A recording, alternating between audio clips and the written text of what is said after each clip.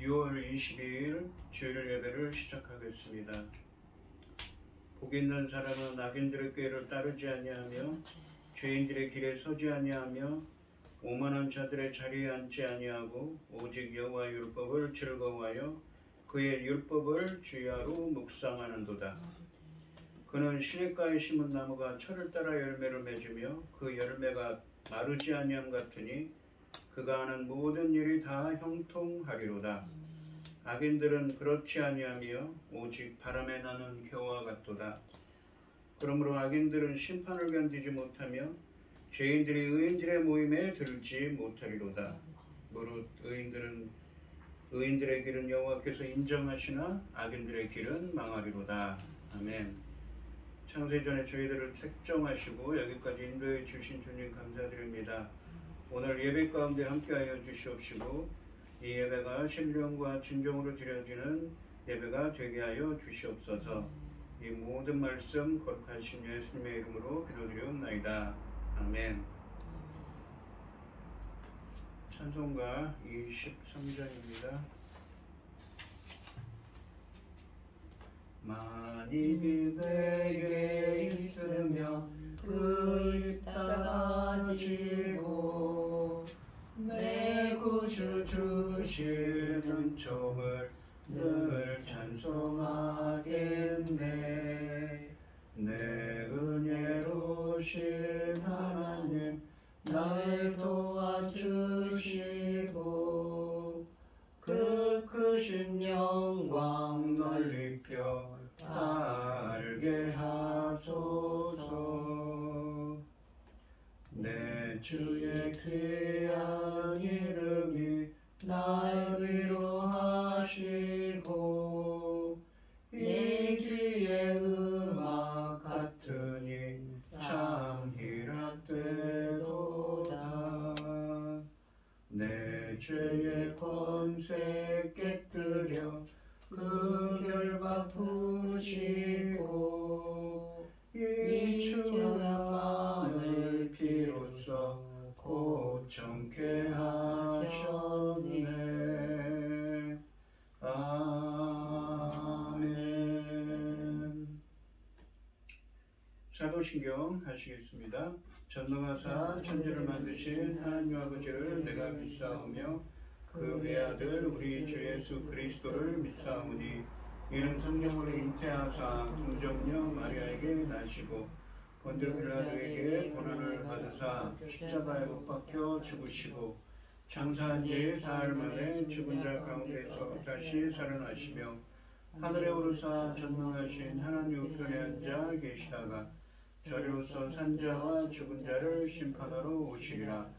성령을 믿사오며 거룩한 공예와 성도가 서로 교통하는 것과 죄를 사하여 주시는 것과 몸이 다시 사는 것과 영원히 사는 것을 믿사옵나이다.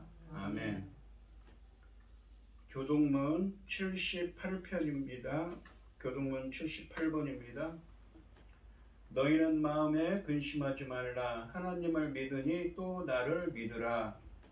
네 아버지 집에 거할 곳이 많도다. 그렇지 않으면 너희에게 멸하으리라. 내가 너희를 위하여 거처를 예비하러 가노니 가서 너희를 위하여 거처를 예비하면 내가 다시 와서 너희를 내게로 영접하여 나 있는 곳에 너희도 있게 하리라. 내가 어디로 가는지 그 길을 너희가 아느니라. 도마가 이르되 주여 주께서 어디로 가는지 우리가 알지 못하거늘 그 길을 어찌 알겠사옵나이까. 예수께서 이르시되 내가 곧 길이요 진리요 생명이니 나로 말미암지 않고는 아버지께로 올 자가 없느니라. 아멘. 찬송가 438장입니다. 내 영혼이 은총 입어 중한 죄짐 벗고 보니 슬픔 많은 이 세상도 천국으로 하도다. 할렐루야 찬양하세. 내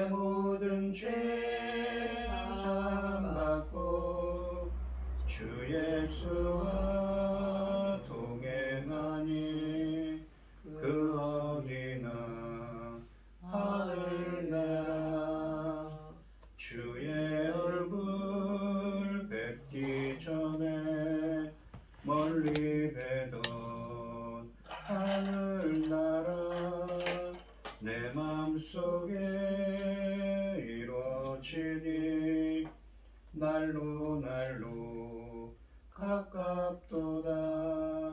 할렐루야 찬양하세.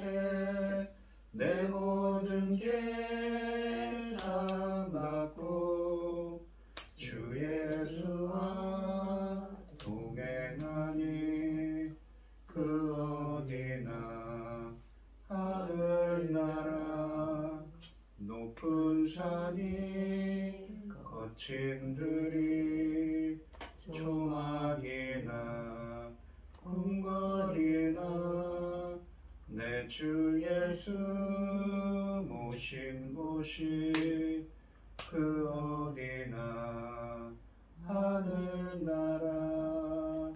할렐루야 찬양하세.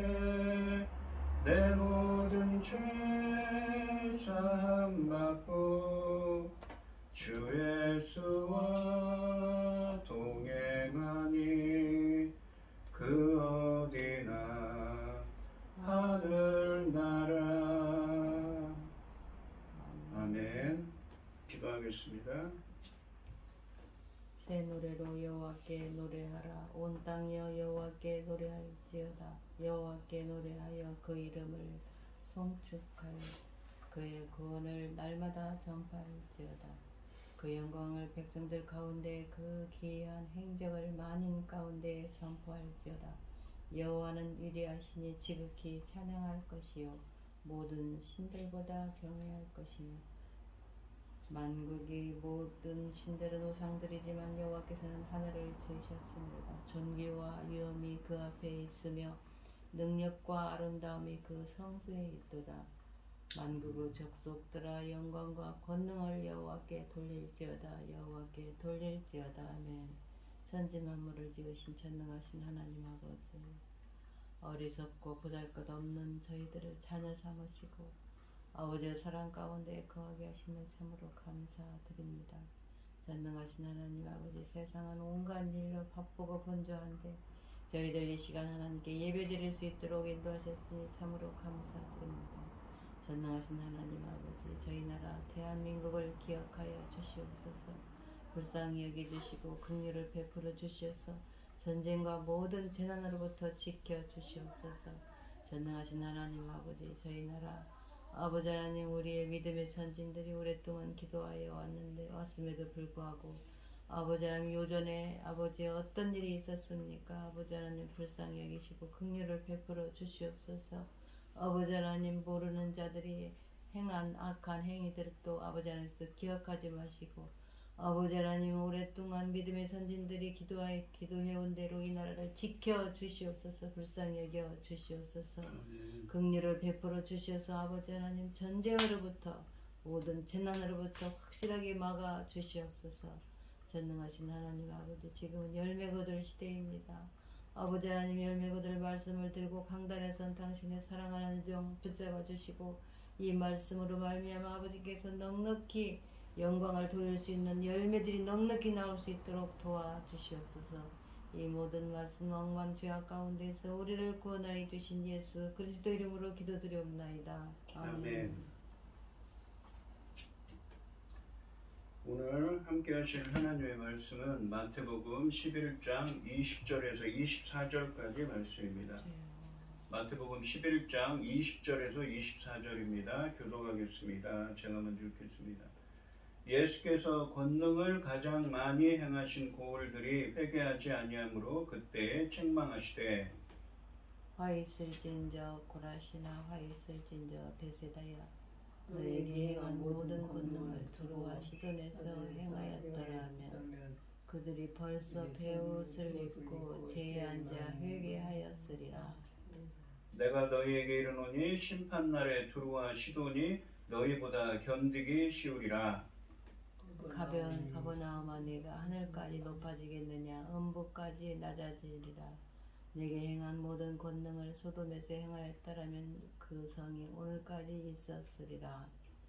내가 너희에게 이르노니 심판날에 소돔 땅이 너보다 견디기 쉬우리라 하시니라. 아멘. 찬송가 528장입니다.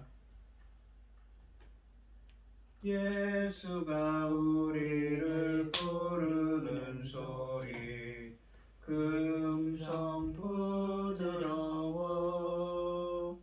문 앞에 나와서 사면을 보며 우리를 기다리네.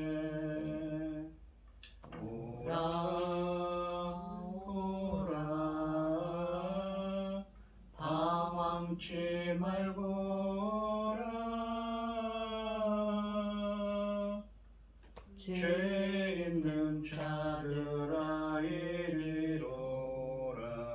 주 예수 앞에 오라 간절히 오라고 부르실 때에 우리는 지체하려 주님의 은혜를 왜 아니 받고 못 들은 채 하려나. 오라 오라 방황치 말고라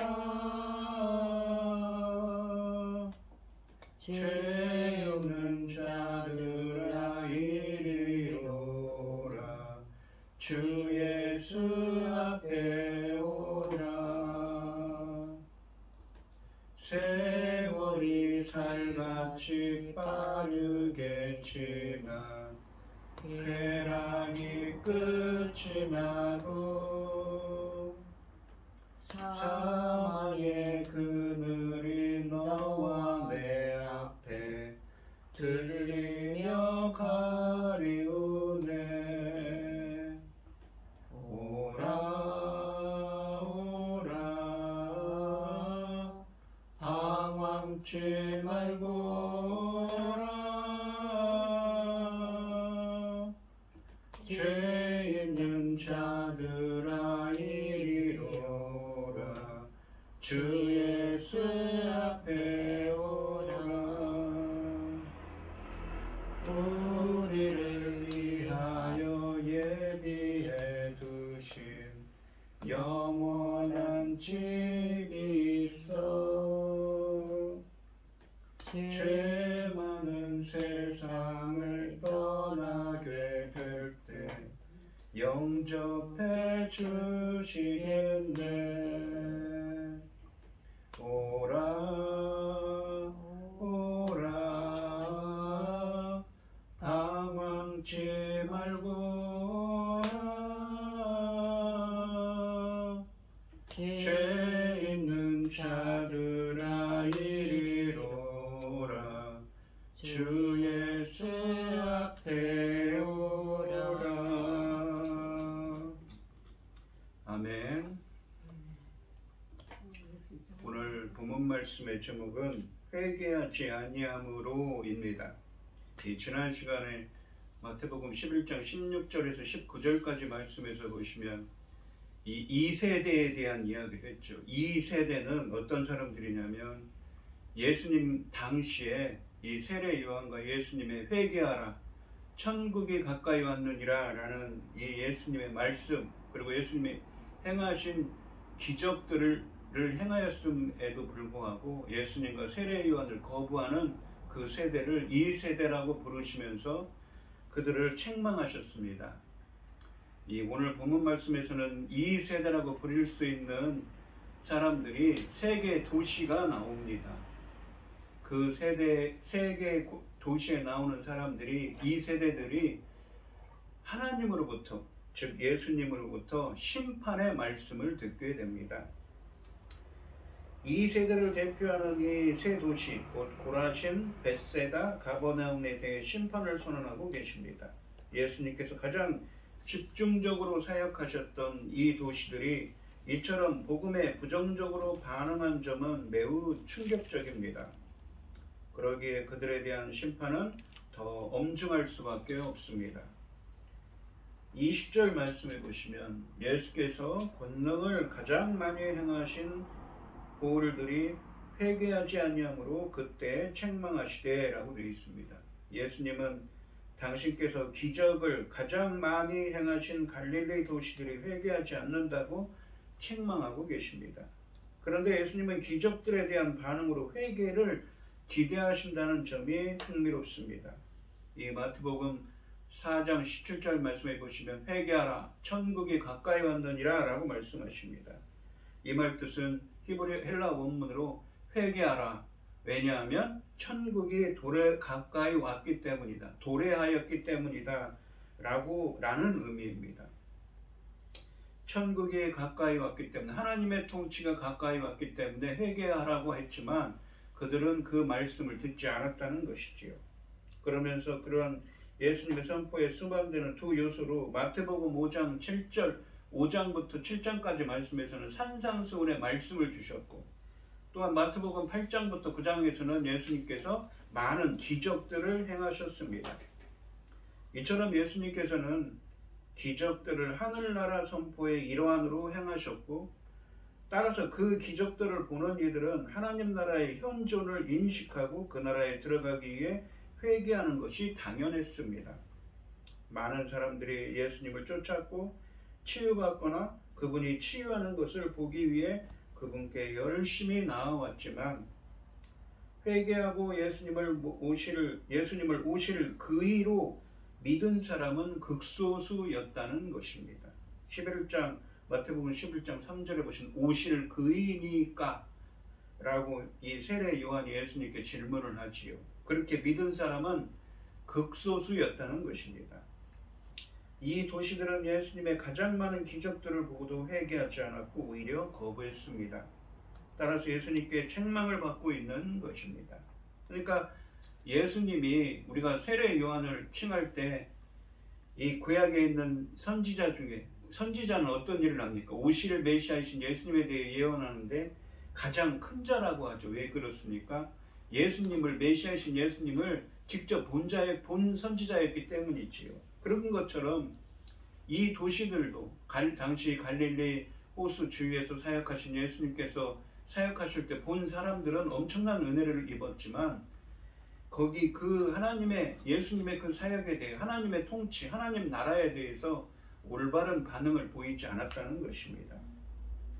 21절 말씀해 보시면 화 있을진저 고라사나 화 있을진저 벳세다야 너희에게 행한 모든 권능을 두루와 시돈에서 행하였더라면 그들이 벌써 베옷을 입고 재에 앉아 회개하였으리라 라고 하십니다.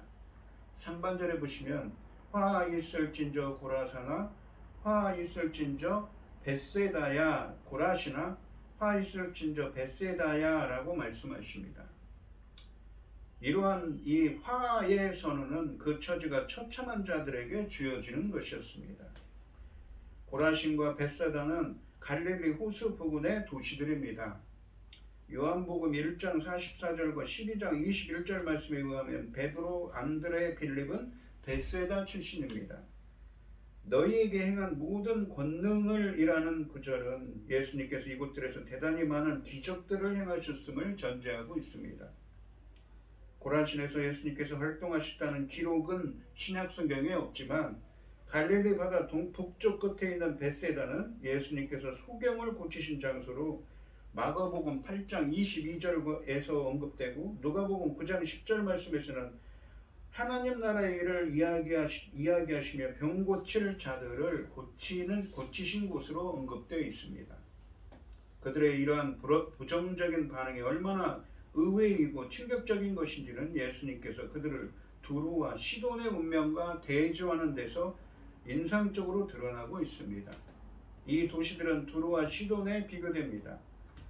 이 하반절에 보시면 너희에게 행한 모든 권능을 두루와 시돈에서 행하였더라면 그들이 벌써 베옷을 입고 재에 앉아 회개하였으리라 라고 말씀하십니다. 두루와 시돈은 구약성경에서 교만하고 하나님을 대적하여 책망받는 이방 도시들로 자주 함께 언급되었습니다. 특히 두루와 시돈은 구약성경에서 이스라엘의 원수들을 상징하는 대표적인 이방 나라들이기도 합니다. 한 예를 들어보면 이 바알을 숭배하는 도시들이었습니다. 북이스라엘의 아합 왕이 아내인 이세벨이 시돈의 공주였고 도르와 시돈은 사치와 교만의 상징이기도 했습니다. 이 이세벨 때문에 북이스라엘이 어떻습니까? 완전히 그 왕정이 그 망하기 일보 직전에 들어가지요. 이처럼 이 사악하기가 유명한 이방 도시들마저도 고라신과 벳세다에서 일어난 예수님의 기적들을 보았다면 벌써 베옷을 입고 제 가운데서 회개하였을 것이라고 말씀하십니다. 이 구약 성경에 보시면 베옷을 입고 제 위에 앉는다는 것은 진정한 회개를, 슬픔과 회개를 상징하는 표현입니다. 이렇게 이방 도시들이 예상과 다르게 회개할 가능성과 유대의 도시들이 기대와 다르게 복음을 거절하는 상황은 이스라엘의 안타까운 영적 상태를 강력하게 부각하고 있습니다. 22절 말씀해 보시면 내가 너에게 이르노니 심판날에 두루와 시돈이 너희보다 견디기 쉬우리라 라고 하십니다. 이제 예수님은 회개하는 데 실패한 고라신과 벳세다의 운명을 선언하고 계십니다. 심판날에 두루와 시돈이 너희보다 더 견딜만 할 것이다 라고 하십니다.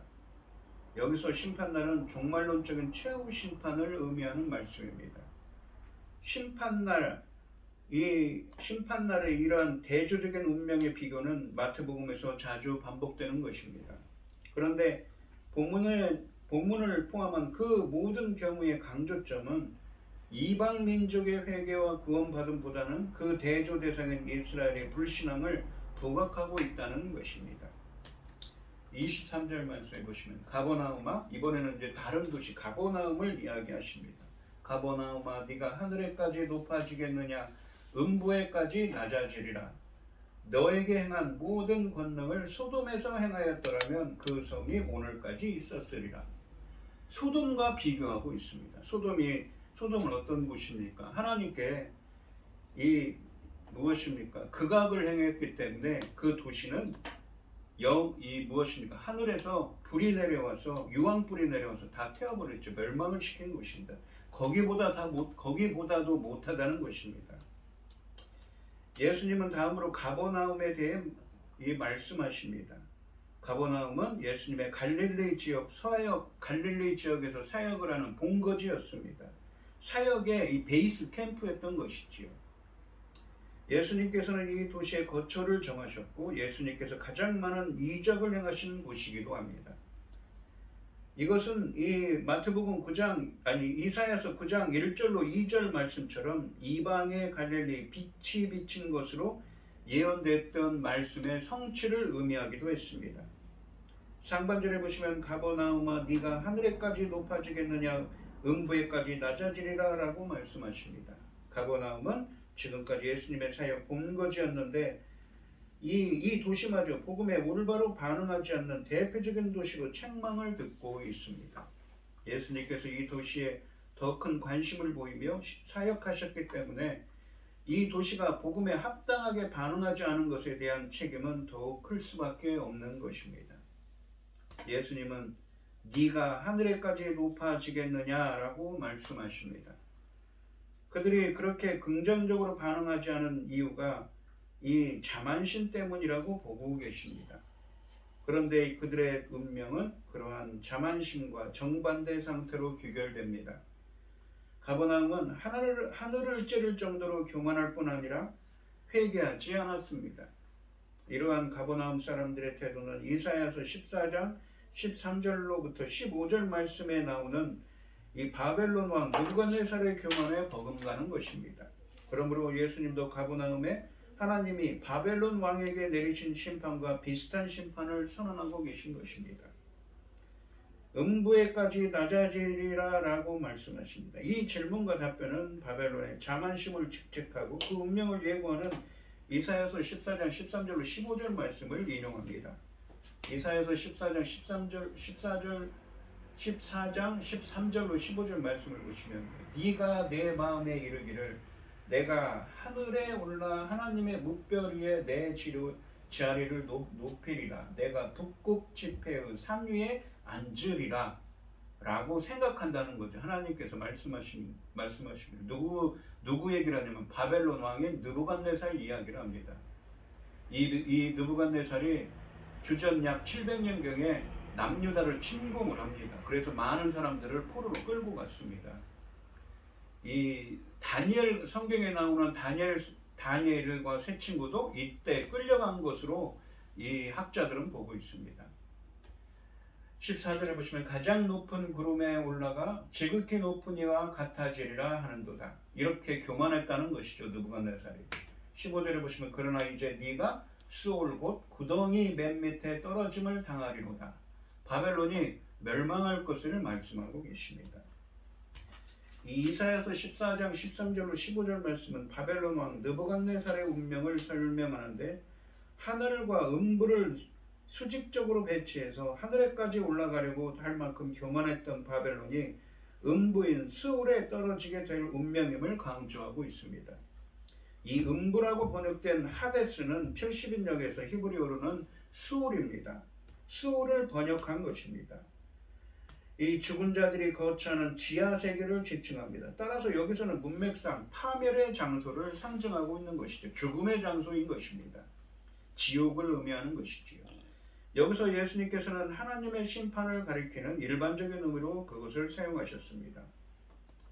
하나님 나라의 도래에 반응한 제자들도 있었을 것이지만 가버나움은 예수님께서 가지고 온 이 하늘나라에 반응하지 않은 대다수의 가버나움 주민들을 의미합니다. 그리고 예수님께서는 이스라엘 땅에서 기적의 대부분을 보이셨기에 이 가버나움의 심판 선언은 하늘나라의 도래에 회개로 반응하지 않은 이스라엘 민족의 심판을 암시한다고 볼 수가 있습니다. 하반절에 보시면 이 내게 행한 모든 권능을 소돔에서 행하였더라면 그 성이 오늘까지 있었으리라 라고 말씀하십니다. 욥기에 보시면 이 나오는 말씀처럼 말입니다. 예수님은 가버나움의 반응 실패가 얼마나 심각한지를 소돔의 실패와 비교함으로써 부각시키고 계십니다. 소돔은 구약에서 죄악으로 인해 멸망당한 대표적인 도시로 묘사됩니다. 그런데 그러한 소돔도 가버나움에서 행하여진 예수님의 기적들을 보았다면 파멸을 당하지 않고 그들이 회개했을 거라는 것이죠. 돌이켰을 것이라는 것입니다. 파멸을 당하지 않고 지금까지 존재했을 것이라는 말씀입니다. 소돔은 고모라와 함께 구약에서 가장 추악한 죄악의 도시입니다.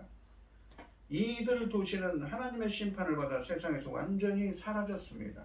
예수님은 가버나움이 경험한 기적들을 소돔이 경험했다면 이 도시는 분명 회개했을 것이라는 확신을 갖고 계십니다.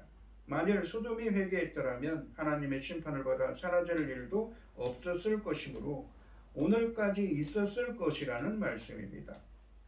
고라신과 벳사다는 아직 현존해 있는 두로와 시돈에 비교되었는데 가버나움은 지금은 패망하여 없어져 버리는 사라져버린 소돔에 비교된다는 점은 가버나움의 현 상태가 얼마나 심각한지 더욱 강력하게 경고하고 있는 것입니다.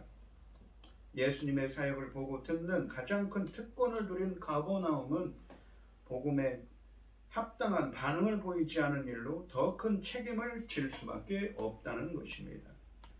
유다서 23절 말씀에서 소돔 사람들과 타락한 천사들은 창조 질서를 거스른 죄를 지은 것으로 불심판을 받은 것으로 묘사됩니다. 메시아를 만난 특권을 가진 가버나움의 죄는 소돔의 죄보다 더 크다고 말씀하고 계십니다. 24절 말씀해 보시면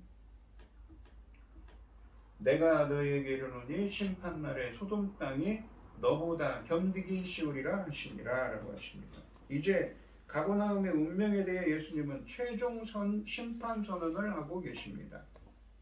심판날에 소돔 땅이 너보다 견디기 쉬울 것이다 라고 말씀하십니다. 이 선언은 마태복음 10장 15절 말씀에 고모라가 추가된 형태로 제자들을 배척하는 도시들에 주어진 바 있었습니다. 비슷한 말씀을 하셨던 것이죠. 거기서는 소돔과 고모라라고 말씀하셨습니다. 또한 동일한 형식의 선언이 22절 말씀에서 고라신과 벳세다에도 주어졌습니다. 이처럼 반복되는 평행들은 심판의 확실함을 강조합니다. 마태복음 11장 24절과 24절 말씀의 이 심판의 날은 최후 심판에 대한 표현으로 종말론적인 재판장 그림을 떠올리게 합니다. 우리가 요한계시록 20장에 가시면 백보자 심판이 있지요. 바로 그런 심판을 떠올리게 합니다.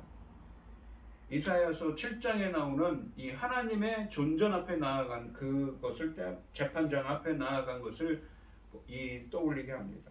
가버나움이 겪게 될 운명이 심판과 연결됩니다. 가버나움의 운명은 최후 심판의 형벌로 이어지게 될 것입니다. 다시 말해서 예수님께서 기적을 가장 많이 행한 가버나움과 갈릴리 도시들은 이 종말론적인 구원에서 제외됩니다. 그런데 이러한 선언들은 가버나움이나 그 밖의 도시들에 대한 결정적인 선언이라기보다는 그들의 합당한 반응을 보이지 않은 일에 대한 예수님의 안타까움의 표현이라고 볼 수도 있습니다. 왜냐하면 예수님께서는 이 선언 이후에도 계속해서 가버나움에서 사역을 계속하신 것으로 보이기 때문입니다. 그러니까 이 예수님께서는 대다수의 사람들은 예수님을 배척했지만 아주 소수의 남은 자가 있다는 것이죠. 그들을 보고 이 하나님의 일을 하셨던 것입니다. 이 오늘 본문 말씀을 보시면 이 갈릴리의 도시들, 특히 가버나움은 예수님의 사역을 가장 많이 보고 들을 수 있는 특권을 누렸습니다. 그 도시의 어떤 이들은 예수님의 선포에 열렬한 반응을 보이기도 했지만 안타깝게도 대부분의 사람들은 올바른 반응을 보이지 않았습니다. 그래서 예수님의 제자들도 있었지만 예수님을 배척하는 사람들도 많았다는 것입니다. 더 많았다는 것이죠. 더 큰 특권을 누리면서도 예수님께 올바로 반응하지 않는다면 더 큰 심판에 직면하는 것은 당연합니다. 이러한 갈릴리의 도시들은 구약에서 심판받은 도시의 대명사로 불리던 두루와 시돈, 그리고 심지어는 소돔보다 더 큰 심판에 직면할 것이라는 경고를 받고 있습니다. 구약 시대의 사람들은 보거나 들을 수 없었던 메시아이신 예수님의 기적과 가르침을 그들은 보고 들을 수 있는 특권을 받았기 때문입니다. 문제의 핵심은 메시지가 얼마나 좋고 그것을 얼마나 자주 듣는가가 아닙니다. 중요한 것은 그 메시지에 어떻게 반응하는가입니다. 중요한 것은 말씀을 자주 접하는 것이 아닙니다. 그보다는 그 말씀에 대한 참된 반응입니다. 기적들을 동반한 예수님의 메시지는 회개의 반응을 촉구합니다.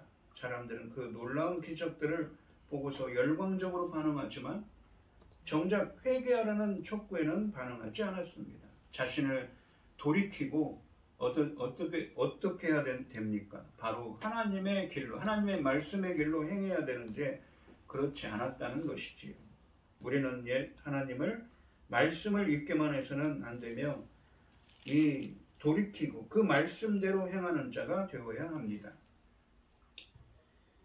많은 사람들이 천국의 종말론적인 복을 기꺼이 받았지만 비교적 적은 사람들만이 회개라는 명령을 받아들였습니다. 우리는 말씀을 많이 듣고 기뻐할 기적을 많이 본다고 해서 변하지 않는다는 사실을 알아야 합니다. 이것은 우리가 죄인이기 때문입니다. 우리는 마음이 굳은 자들이며 죄를 좋아하는 자들이며 회개하기를 싫어하는 자들입니다. 우리는 근본적으로 죄를 가지고 있고 원죄지요. 또한 이 자범죄인 이 죄를 짓는 것을 좋아합니다. 그러므로 우리는 더욱 자신을 깨트려 주시기를 간구해야 합니다. 하나님의 성령이 우리의 굳은 마음을 녹여주시고 부드럽게 해주시기를 기도해야 합니다. 오늘 이 시간 성도님들도 성령 하나님이 우리의 굳은 마음을 깨트려 주시고 녹여주셔서 하나님의 말씀을 듣고 우리도 돌이켜서 말씀대로 행하는 자가 되시기를 주님의 이름으로 축원드리겠습니다. 기도하겠습니다. 하나님 아버지 감사합니다. 메시아로 오신 예수님의 말씀을 듣고 예수님의 행하신 수많은 기적을 보았음에도 불구하고 많은 사람들이, 대다수의 사람들은 돌이키지 않고 예수님을 배척했습니다. 오히려 이런 사람이 어떻게 메시아가 될 수 있냐며 그를 업신여겼습니다. 그래서 그들에게 임할 심판은 두루와 시돈 같은 구약의 도시들과 바알을 숭배하던 이방 도시들과 멸망한 소돔의 소돔보다도 더 클 것이라고, 그들에게 임할 심판이 더 클 것이라고 말씀하십니다. 받은 은혜가 크면 그에 따르는 책임도 큰 법입니다. 우리가 정말 하나님의 말씀을 읽는 것보다는 그 말씀대로 행하는 것이 얼마나 중요한 것인지 본문을 통해서 깨닫게 됩니다. 저희들도 성령님께서 이 굳은 마음을 주님께서 깨트려 주시고 녹여 주셔서 하나님의 말씀을 읽고 그 말씀대로 행할 수 있도록 주님께서 은혜 베풀어 주시고 함께하여 주시옵소서. 이 모든 말씀 거룩하신 예수님의 이름으로 기도드리옵나이다. 아멘.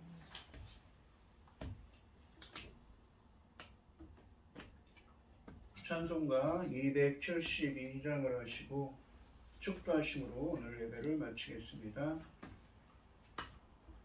고통의 멍에 벗으려고 예수께로 나갑니다. 자유와 기쁨 베푸시는 주께로 갑니다.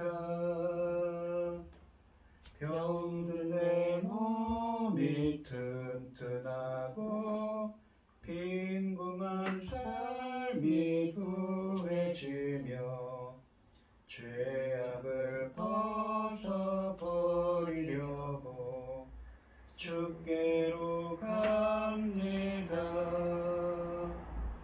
낭패와 실망 당한 뒤에 예수께로 나갑니다. 십자가 은혜 받으려고 주께로 갑니다. 슬프던 마음 위로받고 이 생의 풍파 잔잔하며 영광의 찬송 부르려고 주께로 갑니다. 교만한 마음을 내버리고 예수께로 나갑니다. 복되신 말씀 따르려고 주께로 갑니다. 실망한 이 몸 힘을 얻고 예수의 크신 사랑받아 하늘의 기쁨 맛보려고 주께로 갑니다. 죽음의 길을 벗어나서 예수께로 나갑니다. 영원한 집을 바라보고 주께로 갑니다. 멸망의 포구헤어 나와 평화의 나라 다다라서 영광을 주를 배우려고 주께로 갑니다. 아멘. 기도하겠습니다.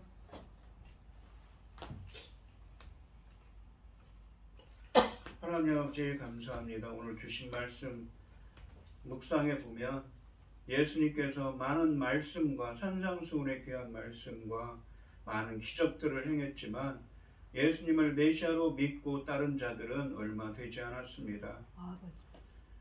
우리가 말씀을 읽는 것만이 중요한 것이 아님을 다시 한번 깨닫게 됩니다. 그 말씀을 읽고 우리가 정말 돌이켜서 하나님의 말씀대로 행하는 것이 얼마나 어려운 것인가 깨닫게 됩니다. 주님께서 저희들의 마음도 깨뜨려 주시고 굳은 마음도 녹여 주셔서 저희들이 하나님의 말씀을 듣고 그 말씀대로 돌이켜서 행할 수 있도록 은혜 베풀어 주시옵소서. 오늘 이 시간 주님의 은혜에 감사드리며 김혜순 권사님 또 최병영 집사님 주님께 귀한 예물을 드립니다. 더운 날씨에 우리 권사님 건강 잃지 않도록 주님께서 붙들어 주시옵시며 악한 것들을 함부로 틈타지 못하도록 주님께서 빛을 비춰 주시고 보호하여 주시옵소서. 오늘 이 시간 주님의 은혜에 감사드리며 귀한 예물을 드리는 손길들이 있습니다. 드려지는 손길마다 주님께서 기억하시고 이 간과 기도에 응답하여 주셔서 주님의 기뻐하시는 뜻을 행할 수 있도록 주님 인도하여 주시옵소서. 기뻐받아 흠양하여 주실 줄 믿사오며 이 모든 말씀 거룩하신 예수님의 이름으로 기도드리옵나이다. 아멘. 이제는 주 예수 그리스도의 은혜와 아버지 하나님의 극진하신 사랑과 성령의 교통하심이 주님의 말씀대로 행하기를 소원하는 성도들 머리머리 위에 이제로부터 영원히 함께 있을지어다. 아멘.